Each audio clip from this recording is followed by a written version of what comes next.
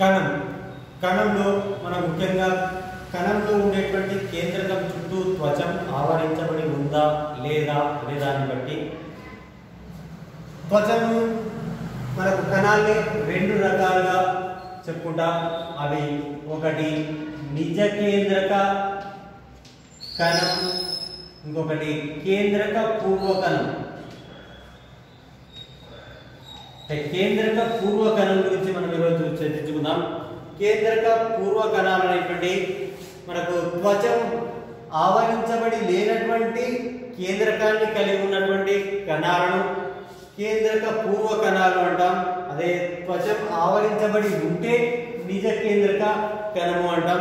ఈ కేంద్రక పూర్వ కణాల లోపల గమనిస్తే బ్యాక్టీరియాలు, అదే రకంగా నీలి హరిత శేవలాలు, అదే రకంగా మైకోప్లాస్మా లాంటి జీవుల్ని మనకు కేంద్రక పూర్వ కణాలు కలిగినటువంటి జీవులుగా మనకు చెప్పుకుంటాం. అయితే ఈ కేంద్రక పూర్వ కణాలు కలిగినటువంటి కేంద్రక పూర్వ జీవులు అనేటువంటి వాటి యొక్క పరిమాణం అనేటువంటిది చాలా తక్కువగా సూక్ష్మంగా ఉంటుంది. కానీ అవి నిజ కేంద్రక కణాల కంటే లేదా నిజ కేంద్రక జీవుల కణాల కంటే వేగంగా అభివృద్ధి జరుగుతాయి. అంటే తొందరగా వాటి పరిమాణాన్ని సంఖ్యను పెంచుకోగలుగుతాయి. ఇవి కేంద్రక పూర్వ కణాలు అనేటువంటి ఆ కేంద్రక పూర్వ కణాలు కలిగినటువంటి జీవుల్ని కేంద్రక పూర్వ జీవులుగా చెప్తాం. ఈ కేంద్రక పూర్వ జీవుల ఎగ్జాంపుల్గా బ్యాక్టీరియాని గమనిస్తే వాటి యొక్క ఆకారాల లోపల మనకు భిన్నంగా గమనిస్తాం. అది దండాకారం అంటే స్టిక్ ఆకారంలో విస్తరించి ఉంటే దాన్ని మనం బాసిల్లస్లు అని, అదే గోళాకారంగా విస్తరించి ఉంటే వాటిని కోకస్లు అని, కామా ఆకారంలో ఉంటే దాన్ని విబ్రియో అని, అదే సర్పిలాకారంలో ఉంటే స్పైరిల్లం అని, వాటి యొక్క ఆకారం బట్టి బ్యాక్టీరియాలను భిన్నమైనటువంటి పేర్లతో మనం పిలుస్తాం. అదే బాసిల్లస్లు, కోకస్లు, విబ్రియోలు, స్పైరిల్లం అంటే వాటి యొక్క ఆకారాలు అనేటువంటి భిన్న అంటే కేంద్రక పూర్వజీవుల యొక్క ఆకారాలు అనేటువంటి మనకు భిన్నంగా ఉంటాయి. అంటే వివిధ రూపాలను కలిగి ఉండవచ్చు.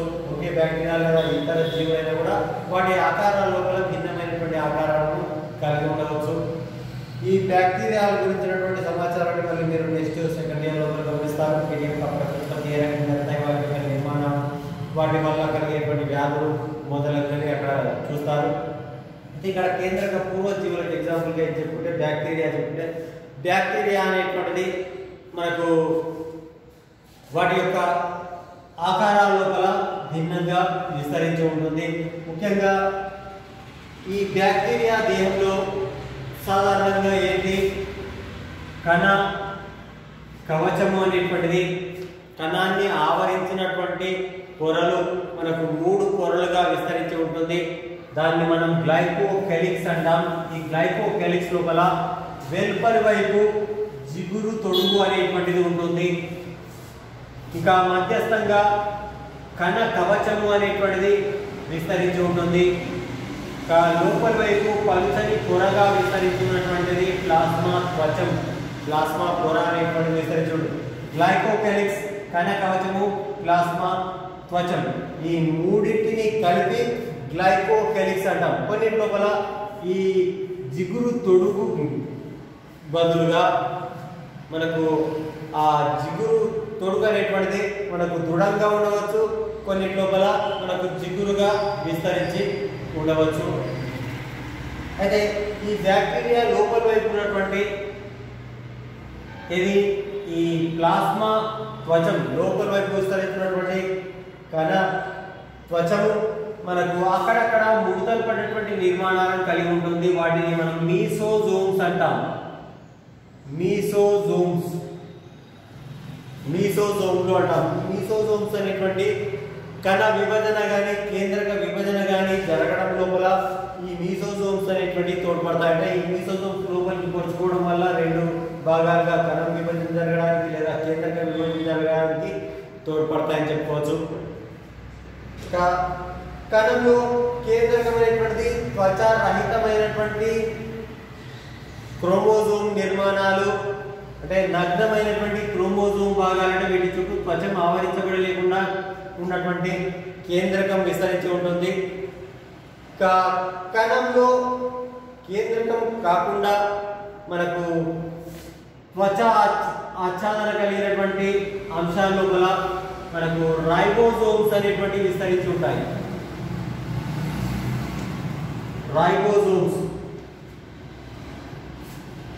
ఇక నిజ కేంద్ర కణాల్లో ఉండేటువంటి మైటోకాండ్రియా, హరితరేణువులు, లైసోజోమ్స్, ఇంకా అంతర్జీవ ద్రవ్యజాలము, ఇంకా గాల్జీ సంక్లిష్టం లాంటి కణాంగాలు ఇక్కడ ఉండవు. కేవలం ఒక రైబోజోమ్స్ మాత్రమే ఉంటాయి. కేంద్రకంలో ఉండేటువంటి DNA భాగాలు ఇంకా రైబోజోమ్స్ మాత్రమే ఉంటాయి. ఇవే కాకుండా కేంద్రక DNA కాకుండా అదనంగా వలయాకారంగా విస్తరించి ఉన్నటువంటి DNA భాగం ఉంటుంది. దాన్ని మనం ప్లాస్మిడ్ అని చెప్పుకుంటాం. ఈ ప్లాస్మిడ్ అనేటువంటిది మనకు జన్యు ఇంజనీరింగ్ పద్ధతుల లోపల వీటిని వాహకాలుగా వాడతారు. ముఖ్యంగా ఈ ప్లాస్మిడ్లు అనేటువంటి స్వయం ప్రతికృతి జరుపుకుంటాయి. కేంద్రక DNAతో సంబంధం లేకుండా వీటి యొక్క సంఖ్యను వృద్ధి చేసుకొని ఇవి ముఖ్యంగా యాంటీబయోటిక్లకు మనకు ఉత్పత్తి చేసేవిగా ఈ ప్లాస్మిడ్లు అనేటువంటి విస్తరించి ఉంటాయి అనేటువంటి మీరు నెక్స్ట్ ఇయర్ లోపల ఈ ప్లాస్మిడ్ల గురించి స్పష్టంగా తెలుసుకుంటారు. కాకపోతే కేంద్రక DNA కాకుండా బ్యాక్టీరియాలో కేంద్రక DNA కాకుండా అదనంగా ఉండేటువంటి వలయాకారమైనటువంటి DNA భాగాన్ని ప్లాస్మిడ్ అంటారు అనేటువంటిది గుర్తుంచుకోండి. ఇక ఈ బ్యాక్టీరియా కణాన్ని చలించడానికి కొన్ని చలనయుతంగా ఉంటాయి, కొన్ని చలన రహితంగా ఉంటాయి. అంటే చలించే ఉంటాయి, చలించలేని ఉంటాయి, అంటే కదలలేని ఉంటాయి. అంటే చలించేవి కదిలేటువంటి బ్యాక్టీరియా లోపల, చలించే బ్యాక్టీరియా లోపల మనకు కషాపాలు అనేటువంటి విస్తరించి ఉంటాయి. సన్నని కోచ లాంటి నిర్మాణాలను కషాపాలు అంటాం. ఈ కషాపాల ద్వారా ఇవి చలనాన్ని చూపడానికి తోడ్పడతాయి. ఈ కషాపాల యొక్క సంఖ్య కూడా మనకు భిన్నంగా ఒక ధ్రువంలో ఒకటి కానీ, రెండు ధ్రువాలలో కూడా ఒక్కొక్కటి కానీ, ఒక ధ్రువంలో రెండు కంటే ఎక్కువ కానీ, కొన్నిట్లో దేహమంతా కూడా మనకు ఈ కషాపాలు ఉండవచ్చు. ఆ కషాపాల సంఖ్యను బట్టి కూడా ఈ బ్యాక్టీరియాను మనం వర్ణించుకుంటాం. ఇక పోతే ఈ బ్యాక్టీరియా కణంలో మనకు కషాపాలే కాకుండా దేహానికి అక్కడక్కడ సన్నని నాలికల్ లాంటి నిర్మాణాలు, సన్నని నాలికల్ లాంటి లేదా సన్నని గొట్టం లాంటి నిర్మాణాలు ఇది ఈ బ్యాక్టీరియా కణానికి అతుక్కొని ఉంటాయి. అలాంటి భాగాల్ని ఫైలస్ లేదా పిలి లేదా ఫింబ్రియా అని పిలుస్తాం. పిలి లేదా ఫింబ్రియం లేదా ఫింబ్రియా అంటారు. ఇది మనకు అతిథేయిని లేదా రాళ్లను అంటిపెట్టుకోవడానికి బ్యాక్టీరియా ఏదైనా ఒక భాగంలో ఉన్నప్పుడు ఆ భాగంలో ఉండేటువంటి ఆధారానికి లేదా ఆధారానికి అంటిపెట్టుకోవడానికి ఈ పిలి అనేటువంటి నిర్మాణాలు తోడ్పడతాయి. ఇంకా కొన్ని పిలీలు లేదా ఫింబ్రియాలు లేదా ఫైలస్లు పెద్దవిగా విస్తరించి ఉండి, అంటే నాలిక అనేటువంటిది కొద్దిగా పెద్దదిగా విస్తరించి ఉండి ఇది కేంద్రకం అనేటువంటిది ఒక బ్యాక్టీరియా నుంచి ఇంకొక బ్యాక్టీరియానికి చేరవేయడానికి కూడా కొన్ని సందర్భాలతో పడుతుంది. అలాంటి పిలిలను లైంగిక పిలి అని పిలుస్తాం.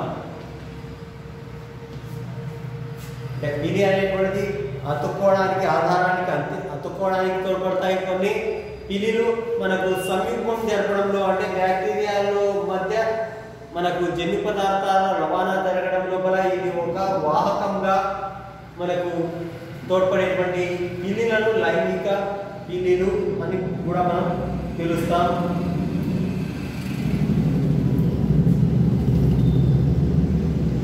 ఇవి మనకు కేంద్రక పూర్వ కణాల లోపల బ్యాక్టీరియా కణం యొక్క నిర్మాణాన్ని మనం గమనిస్తే, అదే మనకు నీలి ఆకుపచ్చ శేవలాలు, నీలి శేవలాలు అంటే నీలి ఆకుపచ్చ శేవలాల్లో అయితే మనకు క్రోమోజోమ్ లోపల క్రోమాటోఫోర్లు అనేటువంటి నిర్మాణాలు ఉన్నాయి. వాటితో పాటుగా మనకు ఆ నీలి హరిత శేవలాల లోపల మనకు ప్లాస్మిడ్స్ అనేటువంటి కూడా ఇది ప్లాస్మిడ్ అనేటువంటిది ఇది కదా. ప్లాస్టిడ్లు అనేటువంటి నిర్మాణాలు అంటే వర్ణ ద్రవ్యాలను కలిగినటువంటి క్లోరోప్లాస్ట్లు అనేటువంటివి కూడా ఉంటాయి. దానివల్లనే మనకు ఇవి కిరణజన్య సంయోగక్రియ జరుపుకునేవిగా అంటే నీలి ఆకుపచ్చ శేవలాలు సైనోబ్యాక్టీరియాలు అందులో మనకు కిరణజన్య సంయోగక్రియ జరుపుకుని స్వయం పోషకాలుగా వ్యవహరిస్తాయి. కాబట్టి అలాంటి బ్యాక్టీరియాల్లో మాత్రము ఏంటి ఈ హరిత రేణులు అనేటువంటి నిర్మాణాలు కూడా విస్తరించి ఉంటాయని చెప్పుకోవచ్చు. ఇది కేంద్రక పూర్వకణం. కేంద్రక పూర్వకణం నిజ కేంద్రకానికి మధ్య భేదం ఏంటంటే ప్రధానంగా కేంద్రకం చుట్టూ త్వచం ఆవరించబడడం. అంతేకాకుండా వీటితో పాటుగా రైబోసోమ్స్ ప్లాస్మిడ్ మాత్రం ఉంటాయి. ఇతర కణాంగాలు కూడా కేంద్రక పూర్వకణాల లోపల ఉండవు. నిజ కేంద్ర కణాల లోపల మనకు సాధారణంగా కేంద్రకంతో పాటు రిక్తిక ఇంకా అంతర్జీవ ద్రవ్యజాలం గాల్జీ సంక్లిష్టము మైటోకాండ్రియా అర్కరేణువులు లైసోజోమ్స్ మిగతా అన్ని కణాంగాలు కూడా విస్తరించి ఉంటాయి. కానీ వీటి లోపల ఏముంటాయి రైబోజోమ్స్ కేంద్రక డిఎన్ఏ భాగాలు అదే రకంగా ప్లాస్మిడ్స్ అనేటువంటి వీటి చుట్టూ 3 త్వచాలు గుర్తుంచుకోండి.